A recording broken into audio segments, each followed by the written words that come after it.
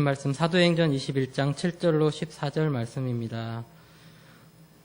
두로를 떠나 항해를 다 마치고 돌레마이에 이르러 형제들에게 안부를 묻고 그들과 함께 하루를 있다가 이튿날 떠나 가이사랴에 이르러 7 집사 중 하나인 전도자 빌립의 집에 들어가서 머무르니라.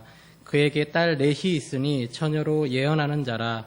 여러 날 머물러 있더니 아가보라 하는 한 선지자가 유대로부터 내려와 우리에게 와서 바울의 띠를 가져다가 자기 수족을 잡아매고 말하기를 성령이 말씀하시되 예루살렘에서 유대인들이 이같이 이 띠 임자를 결박하여 이방인의 손에 넘겨주리라 하거늘 우리가 그 말을 듣고 그곳 사람들과 더불어 바울에게 예루살렘으로 올라가지 말라 고나니 바울이 대답하되 여러분이 어찌하여 울어 내 마음을 상하게 하느냐. 나는 주 예수의 이름을 위하여 결박당할 뿐 아니라 예루살렘에서 죽을 것도 각오하였노라 하니 그가 고난을 받지 아니하므로 우리가 주의 뜻대로 이루어지이다 하고 그쳤노라.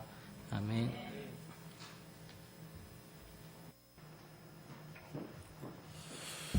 성도 여러분들을 뜨겁게 사랑하시는 우리 아버지 하나님께서 이 모든 기도의 제목들 꼭 기억하시고 성도 여러분들에게 응답하시며 응답의 열매로 성도 여러분들의 삶의 자리에 열매들을 풍성하게 채워주시기를 간절히 축복합니다.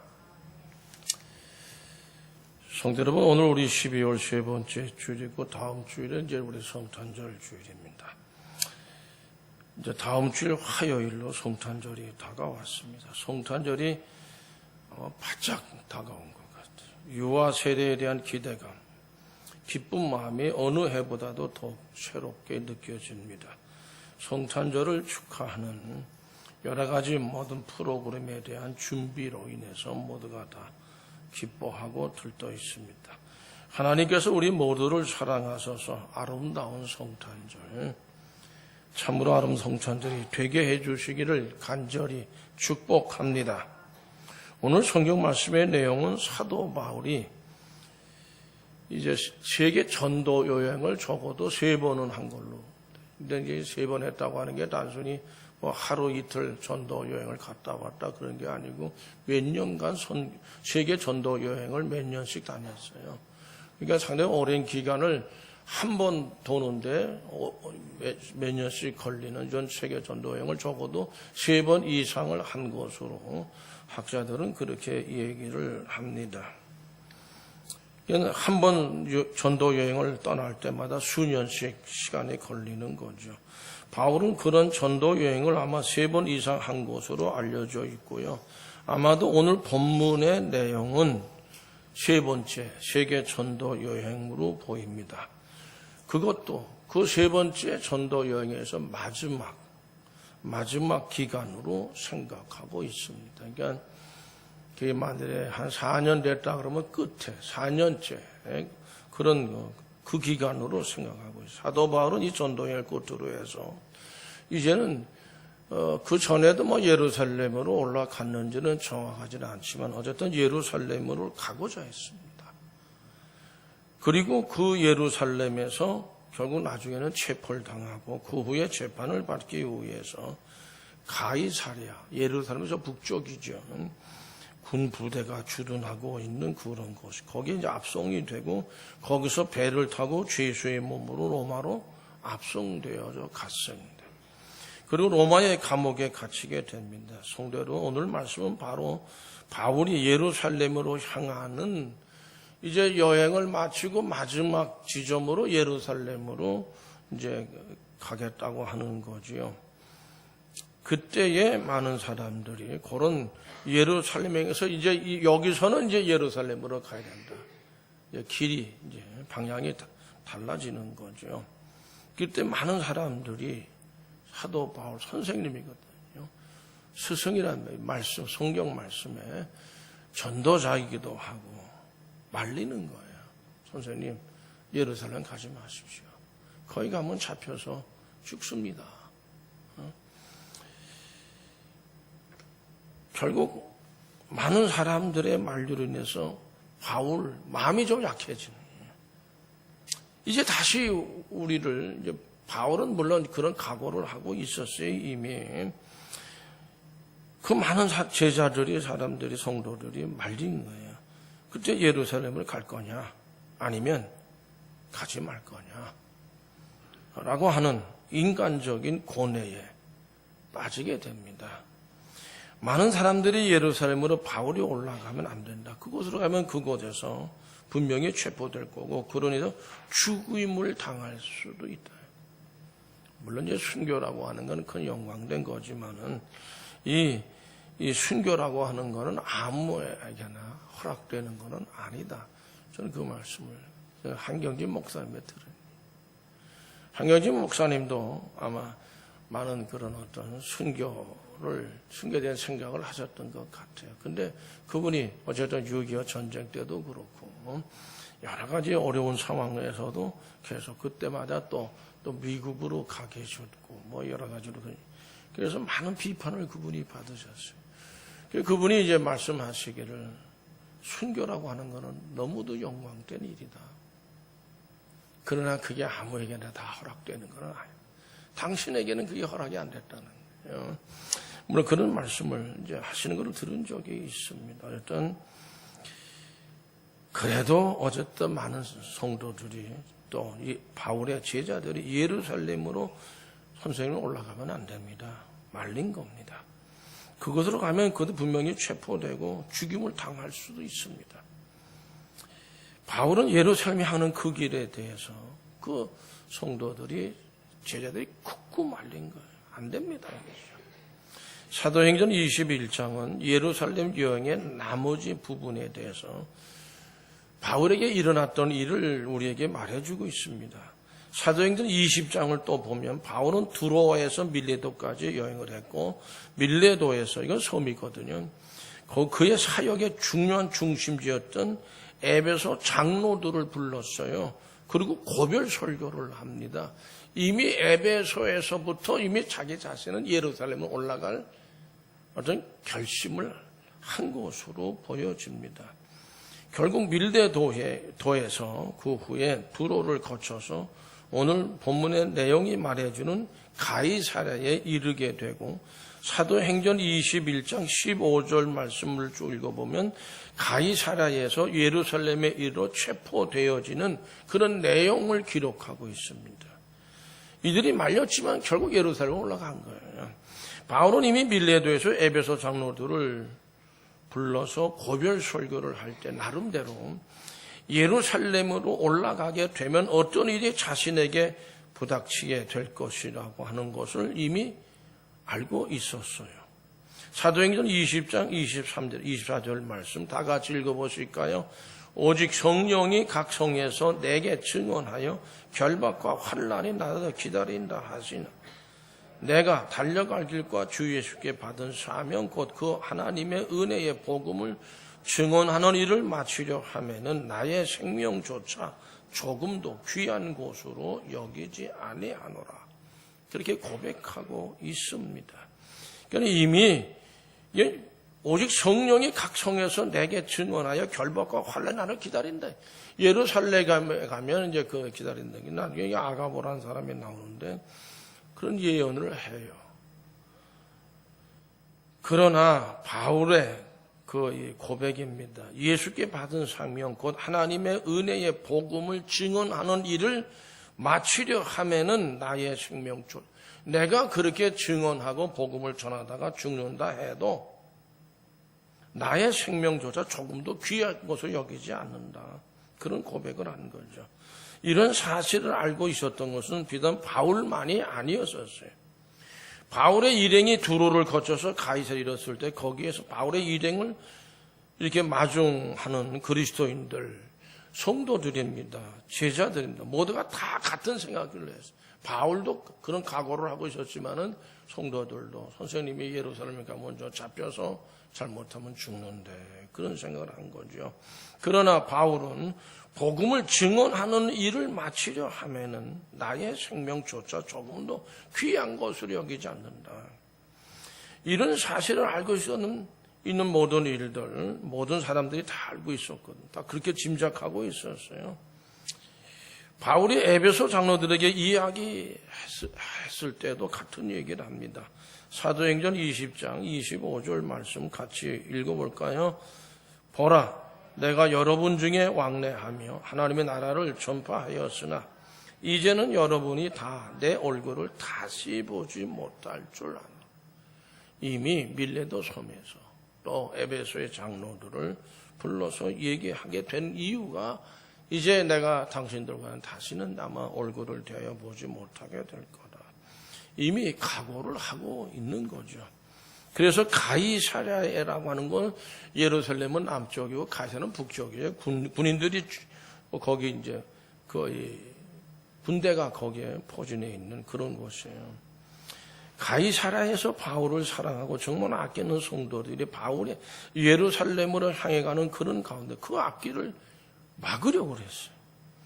성도 여러분, 이 바울의 예루살렘에 향해 가는 길목에 가지 못하도록 막으려고 하는 일은 예수님께서 예루살렘으로 올라가고자 하셨을 때 십자가를 지시기 위해서죠. 베드로가 예수님의 예루살렘 길을 막고자 했습니다. 그때 예수님께서 베드로를 향해서 뭐라고 말씀하셨죠? 기억하실 겁니다. 마태복음 16장 23절 말씀 같이 읽어보시죠. 예수께서 돌이키시며 베드로에게 이르시되 사탄아 내 뒤로 물러가라.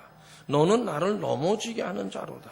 네가 하나님의 일을 생각하지 아니하고 도리어 사람의 일을 생각하는도다 하시고, 예수님도 이렇게 말씀하신 거 보면 조금 마음이 좀 약해지는 그런 모습이 아니었을까 이렇게 생각합니다.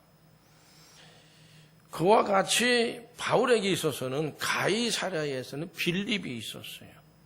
오늘 본문에 보면 빌립에게는 딸이 넷이 있었는데 그 딸들 모두가 예언을 하는 사람이었다고 말씀하고 있습니다. 결국 그들도 다른 사람들이 말했던 것과 같이 바울이 예루살렘에서 당할 고난을 예언했고 또 그에게 그곳에 가지 못하게 말렸던 것이죠. 말리지 않았다 하더라도 그런 어떤 암시를 이제 줬던 것으로 생각합니다. 바울은 가이사랴에 그래서 오래 머물러 있었어요. 바울이 가이사랴에 머물러 있었을 때 아가보라고 하는 사람이 유대로부터 그 가이사랴로 왔어요. 그 바울을 만나게 됩니다. 이런 말을 했어요. 사도행전 21장 10절 11절 말씀 같이 읽으시죠. 여러 날 머물러 있더니 아가보라 하는 한 선지자가 유대로부터 내려와 우리에게 와서 바울의 띠를 가져다가 자기 수족을 잡아매고 말하기를 성령이 말씀하시되 예루살렘에서 유대인들이 이같이 이 띠 임자를 결박하여 이방인의 손에 넘겨주리라 하거늘. 붙잡히게 되고 붙잡아서 이방인들에게 넘겨 로마 사람들에게 넘겨준다. 그러면 그 생명을 보장받을 수 없는 거죠.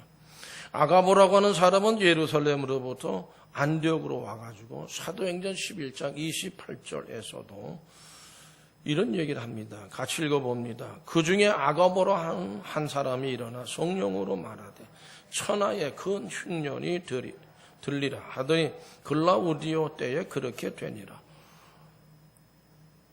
큰 흉년이 들어서 국가적으로 큰 어려움을 겪는다. 그대로 이루어졌어요. 그 예언이. 그러니까 이번에도 이 아가보가 그런 예언을 하니까 그 예언을 듣게 된 사람들은 더욱 바울이 예루살렘으로 가서는 안 된다고 자꾸 설득하고 가지 말라고 만류하는 거죠.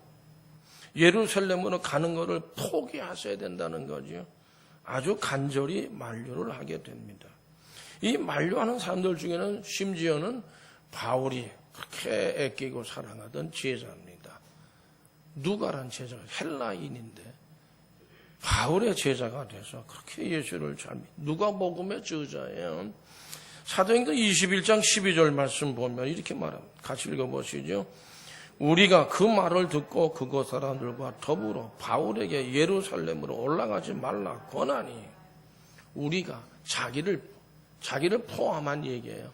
그러니까 자기도 그리고 그 사람들과 더불어서 그런 말을 해요. 또 우리라고 하는 말은 막 누가 자신도 포함시켜서 한 말로 생각이 되는 거죠. 그러니까 사랑하는 제자까지도 그렇게 신실하고 예수를 잘 믿는 그 제자까지도 지금 선생님을 붙들고 예루살렘을 향해 가는 길을 포기하셔야 됩니다.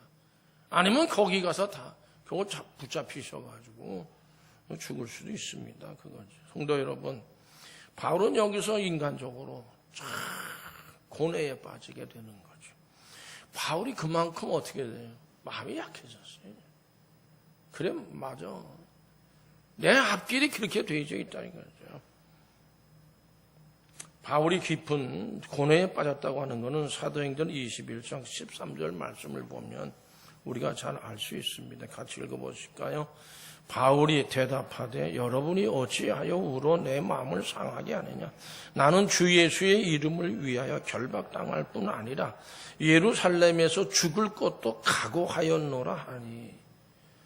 내가 예루살렘에 가서 붙잡히게 되어 죽는다고 하면 죽을 각오도 되어 있다는 거예요. 근데서 어째서 너희들이 울어서 내 마음을 상하게 하느냐. 어찌하여 내 마음을 상해하느냐. 이 말은 사람들이 흔히 쓰는 말이 아니라고 그럽니다. 히브리 원문을 보면 이게 갈기 찢는다. 가슴이 마음이 찢어진다. 그런 의미라고 그래요. 여인들이 돌로 옷을 찢는 그런 모습들이 히브리 사람들은 많이 있었던 것 같아요. 그런 모습이라는 돌로 자기 옷을 막 찢어가지고 찢어낸단 말이죠. 마음이 그렇다는 거예요. 어떤 사람들은 바울의 얼굴을 창백하게 한다는 뜻으로 해석할 수도 있다. 이렇게 말하는 분도 있어요. 어쨌든지 이 말은 자신의 감정에 생생한 표현이라고 그렇게 생각할 수 있으니까 바울도 지금 마음이 약해져가지고 어찌할 줄 모르는 말이죠. 그런 모습이었던 것 같습니다. 바울은 지금 반드시 자신이 가야만 하는 길에 대한 결심이 매우 약해져 가고 있어요. 지금 사랑하는 제자들, 자기를 사랑해주는 모든 성도들로 인해 가지고 사실 예루살렘에 향해 가던 바울의 결심은 밀레도서만 에베소서를 말할 때보다 당연히 강력했어요. 사도행전 20장 22절 말씀 같이 읽어보실까요? 보라, 이제 나는 성령에 매여 예루살렘으로 가는데 거기서 무슨 일을 당할는지 알지 못한다. 성령에 매여 예루살렘 길은 성령이 나를 꽉 붙들어 매가지고 가게 하신다는 그런 뜻 아니겠습니까? 거기서 무슨 당 나는 알지 못한다. 성령은 아신다. 뭐 그런 뜻일 겁니다. 가는 것도 가지 않는 것도 성령의 지시에 의해서 결정되는 거죠. 성령에 매여 있으니 사실 바울의 삶이 그랬어요. 성령에 사로잡혀 사는 삶이 바울의 삶이었어요. 바울은요, 전도 여행을 하잖아요. 갈라디아 쪽이나 내륙으로 들어갔을 때도 그래요. 성령께서 전도해라, 말씀을 전해라 말씀을 전했고 때로는 말씀을 전하지 말라 하시던 때도 있었어요. 성령께서. 그러니까는 성도 여러분, 거기 사도행전 13장 4절 말씀 같이 읽어보실까요? 두 사람이 성령의 보내심을 받아 실루게에 내려가 거기 배 타고 구브로에 가서 그러니까 하나님의 말씀을 거기 가서 전했다는 뜻이고요. 사도행전 16장 6절 말씀에서도 같이 읽어보실까요? 성령이 아시아에서 말씀을 전하지 못하게 하시거나 그들이 부르기아의 갈라디아 땅 다녀갔다. 그래서 성령께서 복음을 전하지 말라고 하실 때도 있었어요. 안 했어요, 바울이. 여기서는 복음을 전해라. 그럼 전했어요. 그러니까 성령께서 말씀을 전하라 그러면 전했고 전하지 말라 하시면 전하지 않은 거예요. 바울은 그러므로 자신의 의지나 뜻보다는 성령의 뜻에 순종을 해서 항상 움직였던 전도자였습니다. 근데 지금 바울은 눈물을 흘리며 말리는 성도들의 만류에 성령이 자기의 마음을 주장한다기보다는 자기 마음에 인간의 마음이 찢어지는 듯한 아픔을 경험하고 바울도 그들을 그렇게 사랑했어요. 같이 함께 열심히 그저 여기저기 다니면서 전도하고 신앙생활 열심히 하기를 원했다고 저는 생각합니다. 뜨거운 사랑 때문이죠. 그 성도들이 바울을 그렇게 뜨겁게 사랑하고 바울이 그들을 또 뜨겁게 사랑하는 거예요. 자신의 생각에도 이제 예루살렘 올라가면 다시는 저들의 얼굴을 다시는 볼 것 같지 않았기 때문일 겁니다. 이건 반드시 가야 되는 길인데 그런 길목에서 겪는 인간적인 아픔이라고 생각합니다. 그리고 고뇌입니다. 사람에게는 반드시 하지 않으면 안 되는 일들이 있어요. 근데 어떤 희생이나 고통을 겪고 아픔이 있다고 해도 꼭 해야 할 일들이 있어요. 문제는 해야만 하는 일들을 기꺼이 감수하고 감당할 수 있는 그런 어떤 환경, 이런 모습이 되면 아무 상관이 없어요. 근데 그렇지 못할 때가 있어요. 감당하지 못할 때는 너무도 큰 갈등을 겪게 되고 그로 인해서 번민하게 되죠. 그런 가운데서 괴로워할 수밖에 없습니다. 성도 여러분, 바울은 위대한 예수 그리스도의 종이었습니다. 그 이후에 바울은 어떻게 했을까요? 굽히지 않았어요. 예루살렘으로 향했습니다. 자신뿐 아니라 많은 사람들의 예견대로 그는 붙잡혔어요. 체포됐어요. 그 죄수의 몸으로 로마로 압송돼 갔어요. 로마 시민권을 제시했어요. 로마 시민권은 황제에게 재판을 받을 권리가 있었어요. 나를 로마 황제 앞으로 보내달라는 죄수의 몸으로 가이사르를 거쳐서 로마로 가지요. 그리고 그들은 다시는 바울의 말대로 만나지를 못했습니다. 그리고 우리가 알고 있는 대로 바로 로마에서 순교한 것으로 전해져 내려오고 있습니다. 로마에 가면요, 샘물이 솟아오르는 곳, 세 곳이 있는 곳이 있어요. 가보시고, 그러니까 로마 가서 그 한번 일부러 좀 찾아볼 내용이야, 어떻게 된 건지는 우리가 확신할 수는 없지만, 하여튼 그런 게 있습니다. 샘물이 세 곳에서 나와가지고 한 곳으로 흘러가는 데가 있어요. 그게 바울은 로마에서 참수형을 당했거든요. 목베임을 당했단 말이죠. 그 목이 떨어지면서 3번을 튀었대, 이렇게. 한 번 튀고, 2번 튀고, 3번 튀었대. 이 3번 튄 그 자리에서 샘물이 터져 나왔다는, 그런 전설적인 이야기를 하는 곳이 있어요. 어쨌든, 바울이 순교했다는 거예요. 모든 사람들이, 심지어는 어떤 예언자들이 한 말 그대로 그렇게 된 거죠. 근데 그거를 결정을 하려니까 그런 것을 분명히 다 다짐하고 예루살렘을 향해서 옮겨가려니까 인간적인 그 아픔, 마음이 갈기갈기 찢어지는 듯 그런 아픔이 찾아오는 거죠. 그러나 바울은 그 아픔을 디디고 일어납니다.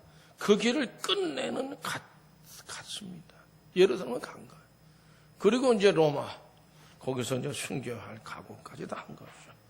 우리에겐 사실 신앙의 길을 걸으면서 이런 바울의 아픔과 비교할 수는 없겠지만 그와 같은 아픔을 경험할 때가 있습니다. 그렇지만 그 아픔을 디디고 그 길을 가야만 할 겁니다. 저희 어머니는 목사님의 맏딸이죠. 목사님의 맏며느리였어요. 근데 아들이 목사 되는 거 원하지 않았어요. 누이들도 그랬어요. 목사가 된 지 12년이 됐는데도 지금이라도 목사 그만두고 다른 일을 하면 안 되겠냐. 그러셨어요. 아니에요, 어머니. 무슨 말씀을 하세요. 그러면 꼭 어머니한테 욕을 먹는 분이 있어요. 누군지 아세요? 저희 아버지입니다. 아버지 닮아가지고 그 고집 그냥 그놈의 고집. 그러셨어요. 항상. 그래서 아니 왜 죄 없는 아버지는 그렇게 고집 세다고 욕을 하시냐고. 그래요. 우리가 꼭 가고자 하는 그 길은 가야죠. 그러다 보니까 청담교까지 왔습니다. 지금 몇 년이에요? 29년? 7개월? 8개월? 이렇게 됐으니까 9개월인가? 하여튼 이제 그렇게 된 것 같아요. 그때도 이제 청교로 갈 때도 그랬어요. 그때 전도사님들이나 목사님들이 지방으로 가는 거, 시골 가는 거 아주 싫어. 다 도시에 남으려고 그랬었어요. 그래 이제 하루는 박주진 목사님 부르셔서 청주 가겠느냐고. 목사님 가라 그러시면 이제 가겠습니다. 정말이냐고. 그 나중에 또 한경희 목사님 부르셔서 아마 그 말씀을 드렸는 모양이죠.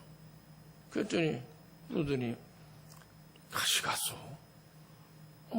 당회장 목사님 가라고 하시대. 가야죠. 잘했수다. 말이나 커요 그분이. 잘했수다.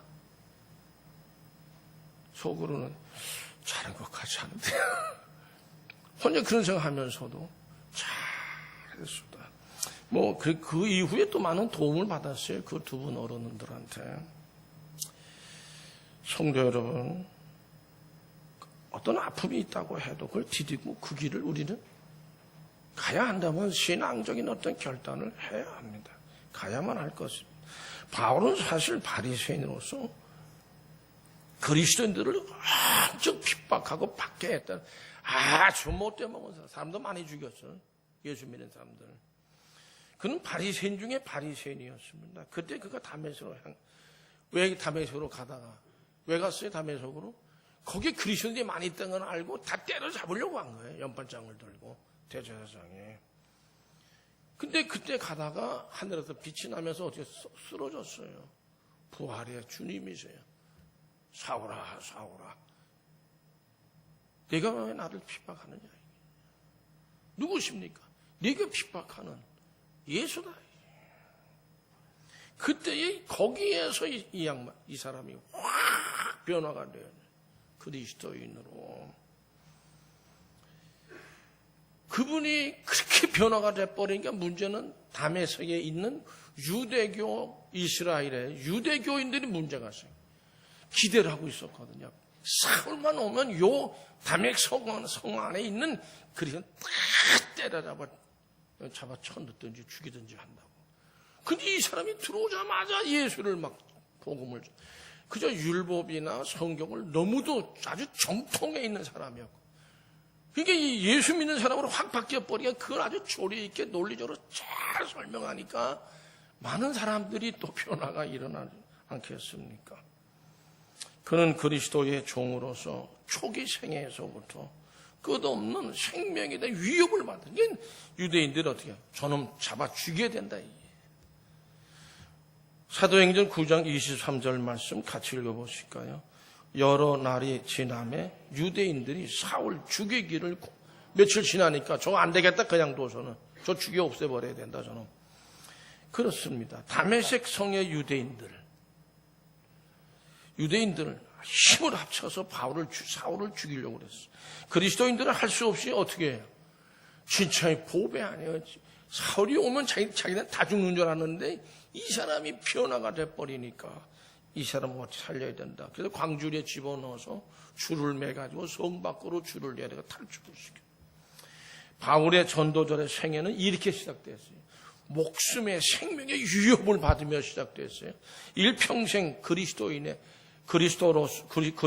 전도자로, 복음의 전도자로서 죽을 때까지, 순교할 때까지 생명의 위협을 받았던 사람이 바로 이 바울입니다. 생명에 대한 위협이 그칠 날이 없었다는 거죠. 유대인들의 눈에 비친 바울은 배신자가 아닙니까? 그래서 저는 반드시 잡아 죽여야 된다고 했으니까 어디를 가든지 어쨌든 그렇게 위협을 받았고, 또 그들이 받은 타격이 바울로 인해 가지고 사울로 인해 아주 극심했었어요. 그런 모습에 대해서 고린도후서 11장 23절 말씀에서 28절까지 말씀은 그가 얼마나 많은 복음의 전도자라서 많은 고난과 시련과 아픔과 고통을 당했는지를 우리가 찾아볼 수 있습니다. 다 같이 함께 읽습니다. 그들이 그리스도의 일꾼이냐 정신없는 말을 하거니 나는 더욱 그러하다. 내가 수고를 넘치도록 하고 옥에 갇히기도 더 많이 하고 매도 수없이 맞고 여러 번 죽을 뻔하였으니 유대인들에게 40에 하나 감한 매를 5번 맞았습니다. 3번 태장으로 맞고 1번 돌로 맞고 3번 파선하고 일주일을 깊은 바다에서 지냈습니다. 여러 번 여행하면서 강의 위험과 강도의 위험과 동족의 위험과 이방인의 위험과 시내의 위험과 광야의 위험과 바다의 위험과 거짓 형제 중에 위험을 당하고 또 수고하며 애쓰고 여러 번 자지 못하고 줄이며 목마르고 여러 번 굶고 춥고 헐벗은 이 외의 일은 고사하고 아직도 날마다 내 속에 눌리는 일이 있으니 곧 모든 교회를 위하여 염려하는 것이라. 모든 교회, 바울이 개척한 교회가 너무너무 많죠. 그 교회들에 예수를 믿는 사람들이 믿은 지 얼마 안 되는 사람, 핍박과 박해를 받으면서 그 믿음이 흐트러지면 어떡하나, 교회가 흐트러지면 어떡하나, 이게 더 자신에게는 더 큰 안타까운 일이었다라고 하는 것이죠. 성도 여러분, 바울의 이러한 삶을 어떻게 생각하면 그리스도께서 십자가의 고난을 받듯이 고난의 연속이었다고 생각할 수 있습니다. 그리고 이제는 자신의 생의 끝부분에 온 줄 알고 있어요. 그래서 이제 예루살렘을 향해 가고자 했는데 이게 성도들이, 제자들이 눈물을 흘리면서 간곡히 만류를 하네. 마음이 찢어지는 아픔. 그러니까 마음이 심히도 약해질 수밖에 없다. 전 그렇게 생각해요. 성도 여러분, 주님께서는 십자가를 지시기 위해서 겟세마네에 또 기도하실 때 마태복음 26장 39절 말씀에서 같이 읽어보실까요? 내 아버지여, 만일 할만하시거든 이 잔을 내게서 지나가게 하옵소서. 기도하신 적이 있어요. 이 십자가 좀 앉을 수 있는 길이 있으면 좀 앉게 해달라고 하는. 인간으로 가는 고통이었을 것입니다. 바울도 또한 지금 같은 마음이라고 저는 생각합니다. 그러나 분명히 만류하는 성도의 눈물을 어떻게 했어요? 뿌리쳤죠. 그리고 일어섰습니다. 어찌하여 울어 내 마음을 상하게 하느냐. 그 마음이 너무 상하다. 나는 주 예수의 이름을 위하여 결박뿐 아니라 예루살렘에서 죽을 것도 각오했다. 그렇습니다. 예수님께서 겟세마네 동산 나약함에 빠졌다가 다시금 그러나 내 뜻대로 마옵시고 아버지의 뜻대로 하시옵소서 기도하심으로 승리할 수 있었던 것은 죄 많은 인간들입니다. 죄로 죽을 수밖에 없는 인간들을 위해 당신 자신의 사명과 뜨거운 사랑을 기억할 때 그 길을 포기할 수 없으셨어요. 지금 바울도 그렇습니다. 죽을 각오를 하고 주 예수의 이름을 위하여 예루살렘을 향한 걸음을 멈추지 않겠다고 결심을 굳히는데 그가 그의 마음을 그렇게 사로잡게 된 그 이유가 뭘까요? 자기 자신의 한 짓이 너무나 못된 일을 너무 많이 했어요. 악한 일을 너무 많이 했어요. 일찍이 그리스도의 교회를 극렬히 반대하던 누구죠? 스데반 집사. 돌로 쳐 죽였어요. 그런 생각, 자신의 죄값을 생각해 보니까 나는 벌써 그냥 죄인 중에 괴수라고 그랬어. 나는 벌써 죽어 없어져야 할 목숨, 생명이라는 거죠. 그러므로 자기 생명이 그리스도를 위해 바쳐질 수만 있다고 하면 오히려 영광이다라는 생각을 했을 것으로 저는 믿습니다. 또 바울은 극단적인 박해자였거든요.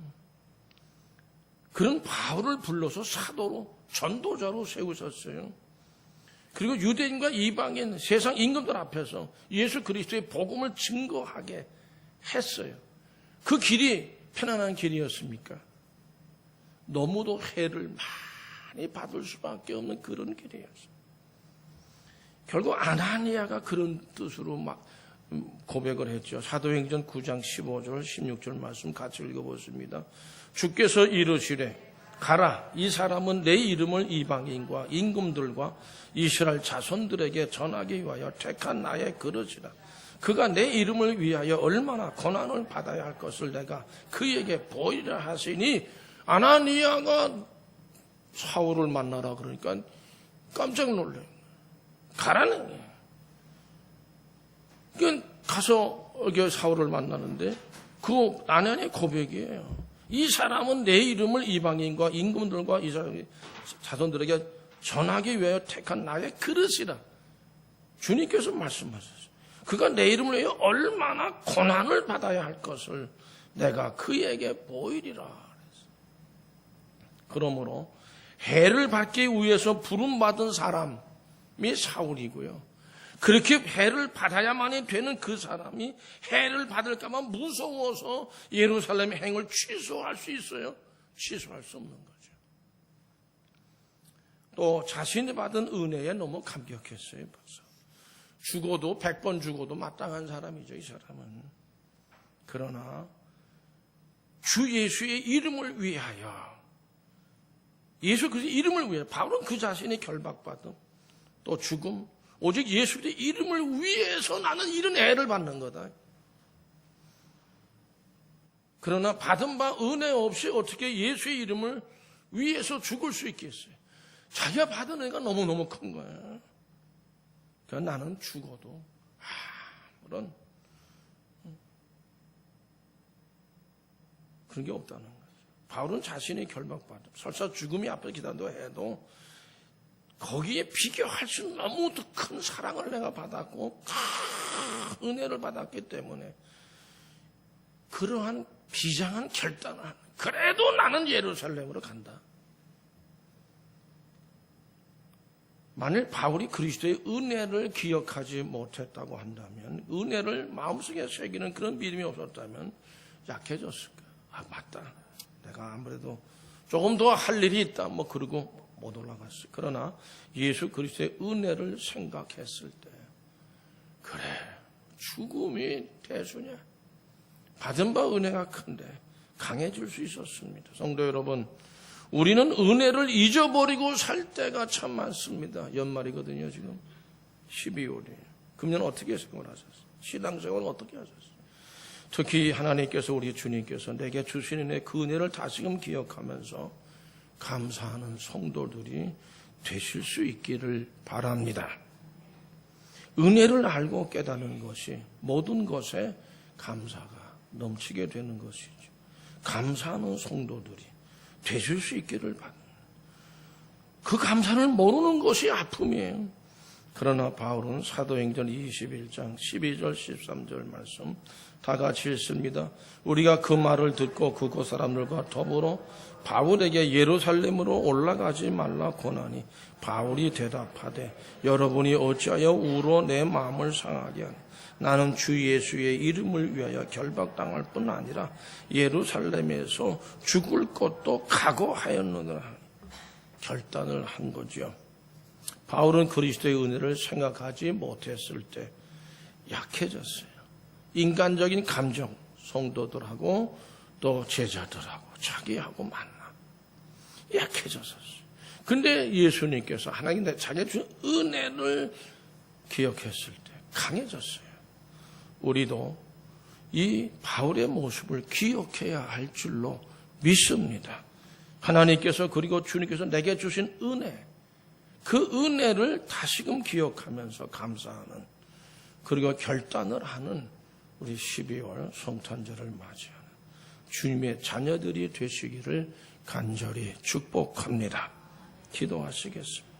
우리 아버지, 주께서, 하나님께서 내게 주신 은혜 돌이켜 기억하면서 감사로 넘치고 그 은혜로 인하여 이건 내가 못한다는 그런 모든 일까지도 그래도 내가 받은 은혜가 큰데 결단을 하면서 주님의 뜻을 이루어가는 자녀들, 주의 백성들이 다 되게 하여 주시옵소서. 예수 그리스도의 이름으로 간절히 기도하옵나이다. 아멘.